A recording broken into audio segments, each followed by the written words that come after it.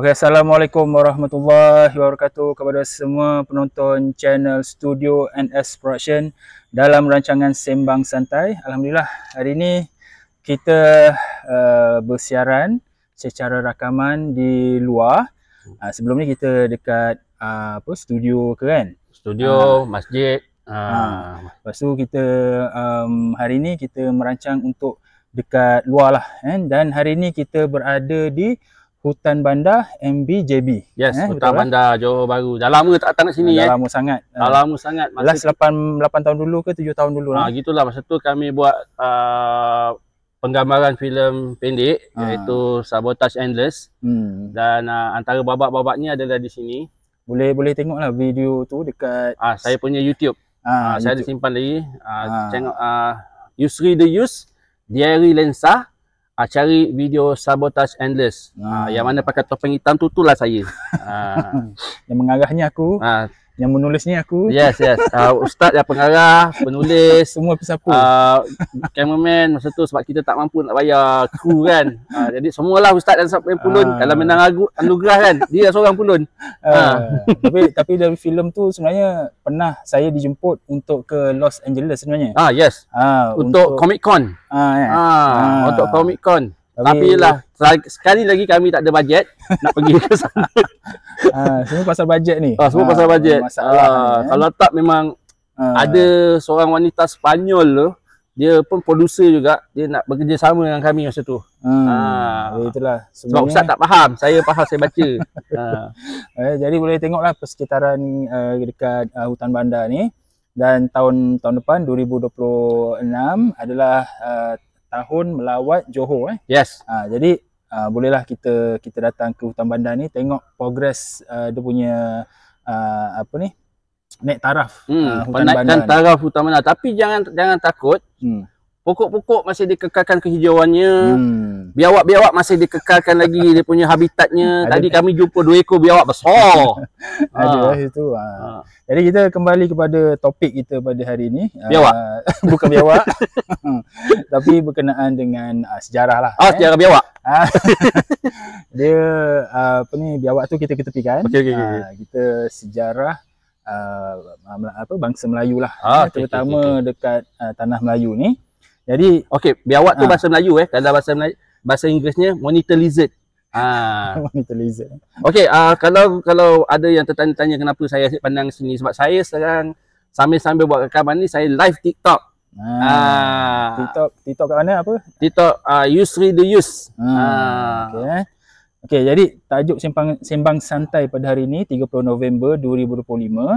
Tajuknya Suruhanjaya Sejarah Malaysia menyelesaikan pertikaian warisan Melayu. Itu tajuk dia lah. Kan?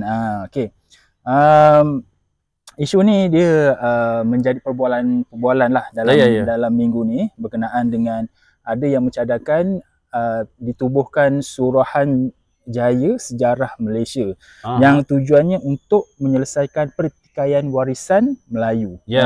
Jadi pada pandangan kau Yus, kenapa isu sejarah Malaysia ni sering jadi debat sampai kan kita nak dicadangkan untuk adanya Suruhanjaya Sejarah Malaysia ni? Sebab apa? Kita ni dalam satu negara yang penuh dengan masyarakat yang berbilang kaum dan budaya serta sejarah yang mungkin pada orang ni sejarah dia macam tu, atau orang ni sejarah ni macam ni kan. Jadi kadang-kadang ada sedikit pertembungan dalam untuk mengatakan siapa benar siapa salah. Jadi baru-baru ni ada yang cuba untuk menindakkan kebenaran sejarah-sejarah yang diwarisi oleh orang bangsa Melayu kan, dan mereka cuba nak mengketengahkan pula satu naratif lain mengenai pandangan sejarah mengikut mereka pula. Jadi selama ni kita dihidangkan dengan naratif sejarah yang saya nak kata diperkenalkan, mungkin tidak boleh lah, tapi seperti dicetak oleh orang luar, bangsa penjajah lah kan. Dan cuma bukan baru-baru ni, cuma untuk kebelakangan ni, mungkin dalam 3-4 tahun lepas kan, mula ada kesedaran dalam masyarakat, terutama sekali orang Melayu ni, untuk mengketengahkan sejarah hebat orang bangsa Melayu. Ini termasuklah dengan mengenai kisah pembuatan kapal tu kan, ada yang sokong, ada yang tidak. Ada pasal yang ada satu profesor wanita tu yang kata ada bangsa luar belajar buat kapal dengan orang Melayu dulu kan. Kita telah kupas bincang minggu lepas, bukan minggu lepas, dalam sembang santai lepas. Dan kenapa benda ni terjadi? Sebab saya nak kata politik pun separuh-separuh lah daripada segi politik. Sebab apa? Sejarah bangsa tu apabila kuat, maka mereka ada macam satu kata orang putih leverage untuk memperkasakan jati diri mereka. Tapi malangnya pula dalam kalangan bangsa Melayu sendiri pula, mereka sendiri yang tidak kenal sejarah, dan apabila mereka diperkenalkan dengan kisah-kisah kehebatan bangsa mereka, mereka sendiri memperkecilkan. Itu menjadi masalah. Contoh-contoh macam ada profesor yang mengatakan orang bangsa Cina kagum dengan kehebatan orang Melayu, contohnya boleh terbang. Itu. Jadi saya tahu profesor tu daripada satu badai universiti lah, kan, dekat Universiti Malaysia ni. Okey, kita bukan kata profesor yang wanita tu, tapi profesor lain, bangsa lain. Bangsa bukan bangsa Melayu. Dia mengatakan ada catatan Cina mengatakan ada satu tokoh Melayu ni dia boleh terbang kan, dan ada keilmuan hebat kan, sehingga filem-filem Cina pada hari ini dia menonjolkan kehebatan yang boleh terbang. Jadi bila tokoh Melayu tu diketengahkan kehebatan yang macam itu, tiba-tiba pihak universiti tu mengeluarkan kenyataan bahawa menarik balik kenyataan itu. Itu masalah. Itu pelik. Apabila ada bangsa lain memuji satu bangsa kita, pihak berwajib yang kebanyakan ada kalangan bangsa yang dikatakan hebat tu pula menolaknya. Itu yang pelik. Kan? Okey, saya nak terbang ni kan. Saya tak nak katalah yang mungkin yang dikatakan profesor tu terbang macam Superman tu kan.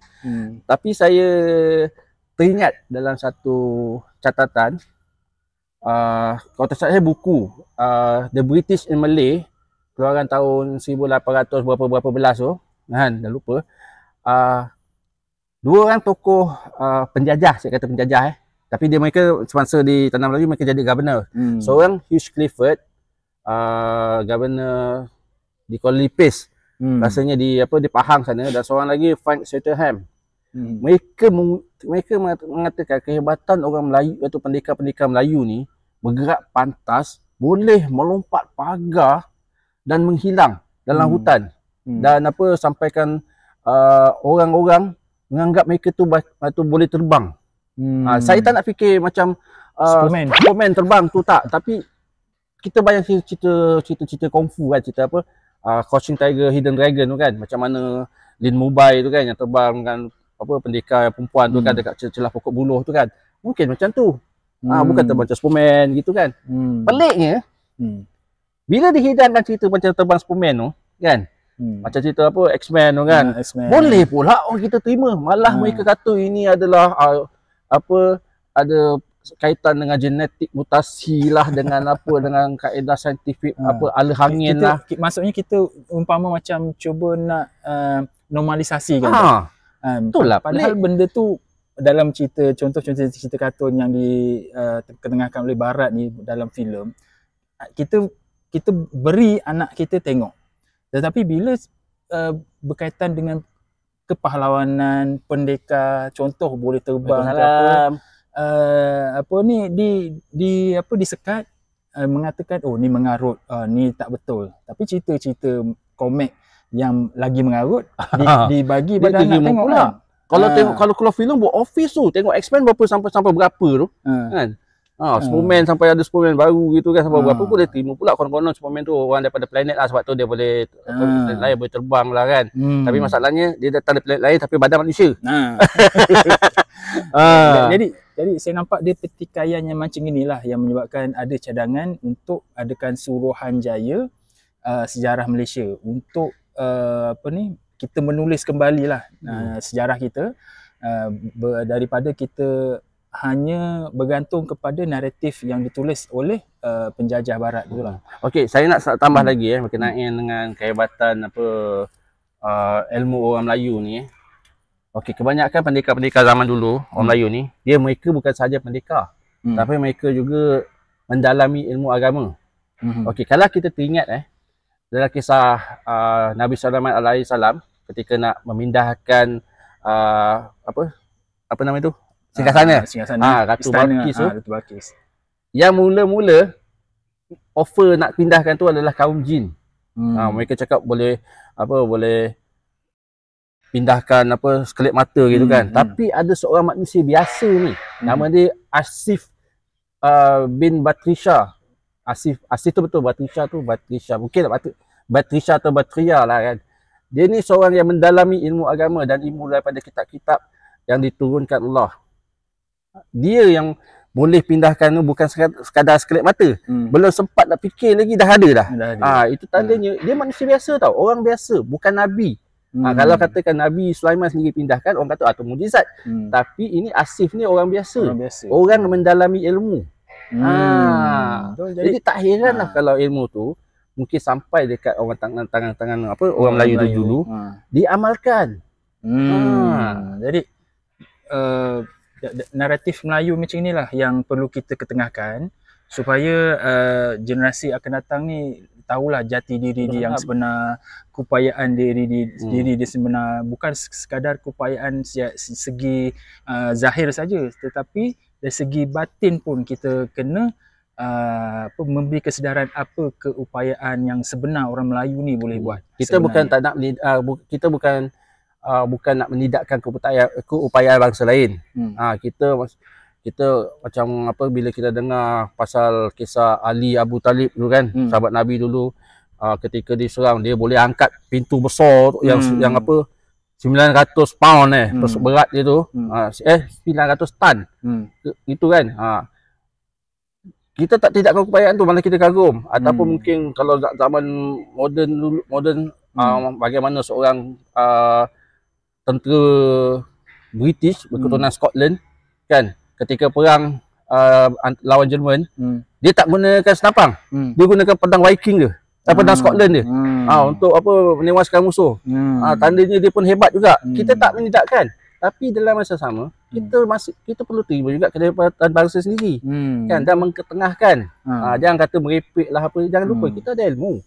Macam kisah Hang Tuah yang dikatakan dia seorang dan boleh melawan 100 orang.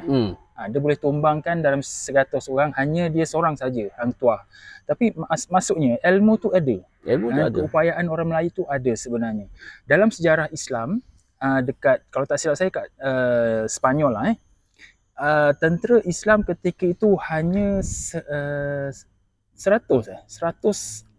kurang daripada tentera 60 ke 100 antara itulah. Tetapi tentera musuh tu seramai 65,000. Macam mana dia boleh tewaskan yang 100 ni, boleh melewaskan 60,000 punya tentera musuh ni. Jadi ilmu tu ada. Jadi kita ni orang Melayu ni sebenarnya bangsa yang berilmu. Dia ada tamadun dia. Bab Hang Tuah tadi tu pun ada orang pertikaikan wujud ke tidak Hang Tuah ni, wujud tidak. Sedangkan baru-baru ni saya telah berjumpa dengan ketika tu ada majlis penyerahan sandang satu perguruan silat, dan yang menyampaikan sandang itu adalah zuriat keturunan ke-12 Datuk Laksamana Hang Tuah. Maksudnya dia adalah, kalau dia tak ada takkan tak ada zuriat dia pula kan. Dan perkara ni memang dibuktikan dengan dia punya genealogi dia, apa semua keturunan dia memang dia betul-betul. Disebabkan pertikaian inilah tentang naratif bangsa Melayu ni, sejarahnya tu yang sering dipertikai-tikaikan. Saya setuju diadakan Suruhanjaya sejarah Malaysia ni, dan bila ditubuhkan ni, seboleh-bolehnya kita nak dia bebas yang menilai fakta, sebuah badan yang bebas menilai fakta sejarah dan lebih akademik dan bukan politik. Jadi ini memberi ruang kepada suara masyarakat dan pakar tempatan dalam menentukan naratif sejarah. Itu yang kita nak, jangan dia berpihak ke tentu. Kita kalau cerita tu macam gitu, ceritalah macam gitu. Jangan diputar belitkan. Konon-konon kalau kita terus terang nanti ada orang tak terima apa. Kita jangan takut. Kita nak jangan takut untuk menerangkan kebenaran tentang sesuatu sejarah tu. Dan pakai akademik ni pula, kalau nak ngupas satu sejarah ni, kena bertemu dengan, katakan saya ambil contoh Badang, kisah Badang ni. Selama ni orang ingat dia ni sebab apa, kubur dia kat Riau. Kan, jadi orang ingat dia ni orang Indonesia. Kan, jadi naratif ni, jadi sekarang orang ingat Badang ni orang Indonesia. Jadi kalau ada kisah Badang ni nak diketengahkan, okey, Badang ni benar kisah benar tapi pasal bab muntah hantu tu memang ditokok tambah lah kan. Jadi ahli akademi ni perlu berjumpa dengan orang yang mengaku di mana Badang ni dilahirkan, dibesarkan. Dan sekarang ni memang telah ada satu kajian mengatakan bahawa sebenarnya Badang ni memang lahirnya di tanah Melayu, di perkampungan orang asli yang kini ni ada dikenali sebagai perkampungan orang asli Sayong Pinang di Kota Tinggi. Dan naratif sejarahnya telah diselidiki, pernah bekerja di ladang di sebuah tempat bernama Sisik, kemudian dibawa ke Singapura. Dan terkenal di sana. Nak ikutkan ramai tak tahu tu. Ramai tak tahu nak ikutkan sebenarnya. Ramai tak tahu yang perkara yang sebenar tu. Malah orang masih kata ingat tu Badang tu ahli syukri. Itu masalah tu generasi sekarang. Kalau Maui tu okey lagi. Itu satu lagi. Itu lagi yang main game tu Badang. Badang. Jadi siapa yang patut menentukan sejarah Malaysia ni? Ahli akademik ke, kerajaan ke, masyarakat? Jadi pada saya, ahli akademik dia menilai berdasarkan kajian dan bukti. Perlu ada kerjasama lah. Kemudian kerajaan, ia berkaitan dengan dasar pendidikan dan identiti negara. Dan masyarakat pula adalah warisan bersama, bukan milik satu pihak saja. Jadi misal katalah keturunan kita ni ada terkait ni, bermakna sejarah itu bukan hanya kita punya saja, tetapi milik masyarakat. Sebab sejarah itu terbentuk daripada sebuah tamadun, sebuah masyarakat. Jadi kita tak boleh mengatakan, saya pernah ada jumpa satu keturunan ni lah, saya menceritakan tentang keturunan dia, tetapi dia kata, oh saya cerita salah, padahal dalam apa yang dia nyatakan pun tak betul juga. Jadi kita nak betulkan, dia rasa cerita itu dia punya. Itu tak boleh. Jadi sebab sesuatu sejarah itu berkaitan dengan masyarakat, dia adalah milik masyarakat, bukan milik individu atau sesetengah keturunan ataupun golongan tertentu je lah. Macam tu. Jadi okey, hujung tak? Dinosaur lalu. Dinosaur lalu. Okay. Banyak biawak di sini. Jangan kat belakang kita pun ada. Okay. Jadi dari segi pertikaian inilah, kau rasa kita kata kalau orang A kata cerita macam ni, kita pula ada pandangan kita macam ni, orang C, D ada pandangan dia. Jadi patut kena jumpa. Jadi patutnya Suruhanjaya ni lah yang menyatukan dan mencari titik tengah daripada tiga peringkat tadi, akademik, kerajaan dengan masyarakat tu. Tapi bukan maksud kita kena bersetuju dengan semua-semua. Maksudnya kita cari yang mana yang paling betul. Bukan dia benda ni, sejarah ni satu hal, dia tak boleh 100% betul sebab kita tak tahu hal-hal masa silam kan. Betul. Jadi yang paling hampir. Jadi katakan benda yang paling hampir tu ada cerita daripada A, B dengan C kena ikut juga. Tapi kalau dia nak simpan juga dia punya yang dipercayai tu, itu terpulang pada dia. Jadi sejarah ni sifat dia berkembang, sejarah ni. Sebab sejarah adalah perkara yang dah lepas, yang belum wujud lagi kita pada hari ini. Generasi kita hari ini belum wujud pada ketika itu. Jadi sifat sejarah adalah berkembang. Daripada dapatan A mungkin akan berkembang menjadi cerita yang B pula. Dan berkembang, dia akan berkembang. Macam saya sampaikan dalam channel saya, eksplorasi misteri-misteri, dia sebenarnya akan berkembang lagi. Sebab tu saya kata siapa-siapa yang nak kaji lagi boleh, silakan. Sebab benda tu akan berkembang. Saya hanya bagi satu titik point untuk cari maklumat itu yang mungkin boleh ada kaitan dengan benda yang lain juga. Sebab sejarah ni sifatnya berkembang, dia bukan muktamad. Sejarah sifatnya dia berkembang, bukan muktamad. Jadi perlu ada perubahan daripada pengetahuan. Contoh dalam pendidikan, buku teks anak-anak sekolah ke apa, perlu dikemaskin selalulah. Dia sentiasa kena kemaskin selalu. Dan juga ni satu lagi untuk yang katakan pembikin filem. Kalau katakan mereka nak cerita satu kisah sejarah, katakanlah kisah Hang Tuah. Dia kena nyatakan sumber yang diambil tu. Jadi orang tak keliru. Katakan diambil daripada penulisan Tuan Ismail yang nulis hikayat Hang Tuah kan. Jadi dia kena tuliskan daripada situ. Jadi kalau katakan ada masalah katakan ada orang yang tak setuju, jadi dia boleh merujuk di mana sumber cerita ni diambil. Kan? Jadi dalam aspek sejarah Melayu ni, apa yang kau rasa lah, apa yang patut ditekankan dalam buku teks pada pandangan kau lah? Okey, sebenarnya kalau kita nak ketengahkan kat sekolah ni kena berperingkat. Sebenarnya dia tak boleh katakan sekolah rendah kita dah dah ceritakan pasal yang terlalu advance. Perkenalkan dulu. Perkenalkan dulu, katakan tokoh ni, siapa tokoh ni, apa sumbangan dia, di mana dia lahirkan, tapi yang benar. Kan? Jadi apa yang buatkan dia ni terkenal. Dia macam sejarah, contoh satu poin berkenaan dengan tahun penubuhan Melaka. Dalam penulisan barat dia mengatakan 1400 kan, 1400.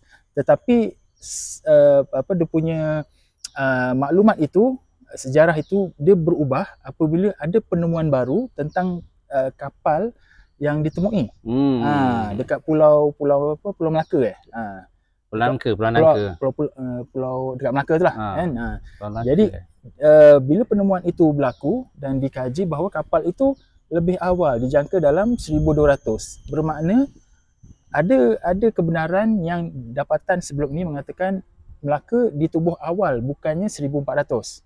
Jadi itulah maksudnya perkembangan sejarah. Jadi penekanan tu contohlah penekanan untuk buku teks untuk anak-anak tu lebih kepada macam penubuhan, contoh saja antaranya sejarah Melaka lah contohnya. Sejarah Melaka penekanannya je diberikan kerana lebih. Lepas tu dalam sejarah Melaka tu apa tokoh-tokoh yang boleh kita kenalkan kan, dan apa sumbangan masyarakat ketika itu sampai ke kita hari ini, apa sumbangannya tu.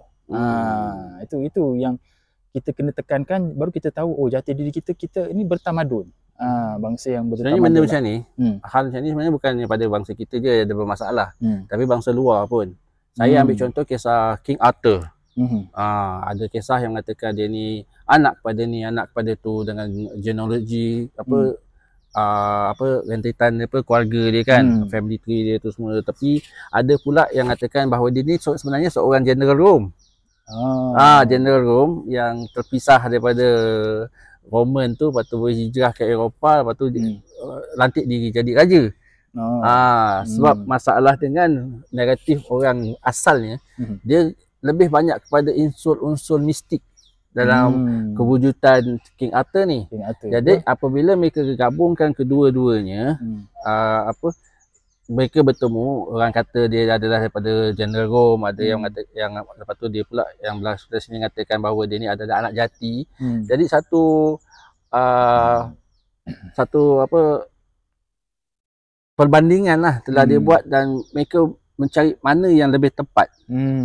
Dia kira cari satu titik yang mana yang tepat paling dekat kan. Jadi mereka sekarang ni masih lagi mengkaji daerah kelahiran, apa istana asal dia semua kan, untuk tengok mana yang lebih tepat. Cerita yang katakan dia adalah General Rome ataupun cerita bahawa dia benar-benar anak jati England.